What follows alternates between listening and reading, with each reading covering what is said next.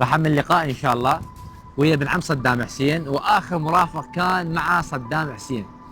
حياك الله ابو ليث. حياك الله. حياك سلوان المصدر. حياك الله يا اخي بس في بالي سؤال، مشروب الطاقه نيتوس أيه. مشروب عراقي، هذا ابسط شيء نيتوس قبل 2003 كنا محرومين منه، ايه البيبسي محرومين منه، وهسه شبعانين. شبعانين نيتوس. اي بالعافيه. راتب المعلم كان قبل 3000، هسه المعلم راس السنه يجي يسافر دبي، يروح للعمره، يروح لتركيا عطله نص سنه ونهايه السنه. شبعانين من قبل هذا. وين وهسه وين يا انت اخر لا. مرافق كنت مع صدام حسين؟ ايه نعم. حد ما لزم؟ نعم. وزوجته ام عدي شو يصير لها؟ بنت عمي. بنت عمك ام عدي، وخمس سنوات كنت معاها ولا جيت ايه مرافق؟ 5 ايه. زين. زين قبل لو هسه بعد 2003 كل بيت بيه 4 5 سيارات، راس السنه متونسين، فلوس، الفقر عندنا رعايه اجتماعيه، اغلب الشعب العراقي متوظفين.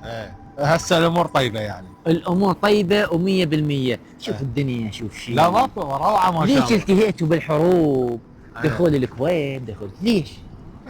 ما دخول الكويت كانت خطا بصراحه. طبعا خطا. اكيد. انسحبنا سحب عليها الشغله خطا طبعا، يعني تيجي عليها هي مو اللي يدمر بلده من اجل قضيه هيك شيء، يعني صعبه طبعا خطا. وليث انت مطلوب قضائيا؟ لا مالك اي تهمه قضائيه؟ الحمد لله. يعني رجال انا شوف مرحلتي شنو؟ أي.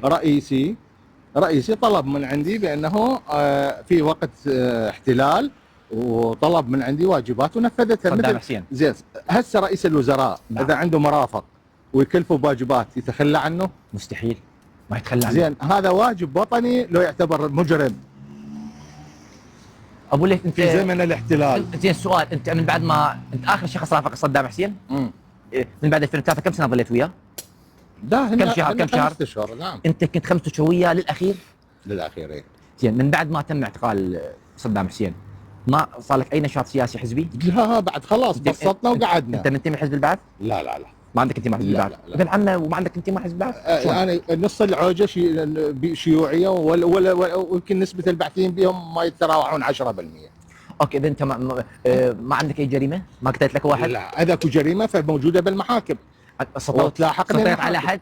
عندك سطو شيء؟ هذا كلها تتنزل بالمحاكم وتلحقك المحاكم، شيء طبيعي، وما تصدر لك لا موحده ولا جواز اذا عليك قضيه بالمحكمه.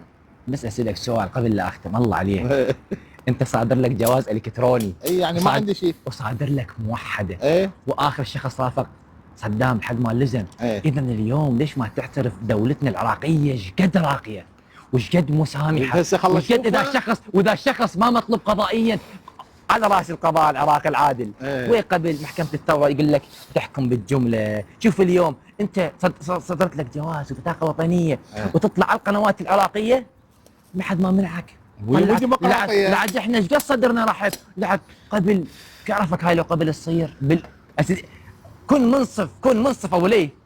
خلك منصف قبل تصير بس هالحركه تصير بعد ليث ابنك يعني تصير. تصير على منو؟ على المعارضه يعني انه شخص هيك يكون شخص هيك شوي نظام ضد ماكو. احنا هسه تجي علينا يعني لانه خارج العراق تقول لي معارض.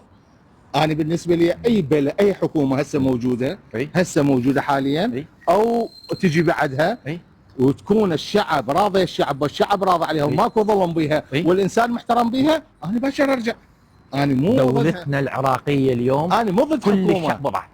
الكرد مشتركين بالحكومه، رئيس وزراء عفوا رئيس الجمهوريه كردي، رينا الكرد واقليمه مرتاحين في دولهم. اليوم اخواننا الشيعه لهم رئيس وزراء، اليوم اخواننا السنه لهم رئاسه برلمان. الكل راضي ومستقر ومرتاح. يلا سؤال الحمد لله. جنابك كنت مرافق لصدام حسين لاخر لحظات قبل لا يتم اعتقاله. اخر مره شفت بها صدام حسين كان جالس، كان واقف وين؟ بالغرفه، بالحديقه، ايش قال لك وايش قلت له؟ لا كنا جالسين في امام الغرفه يعني في خارج الغرفه وبعدين كملت شغلي معاه وبديت سلمت عليه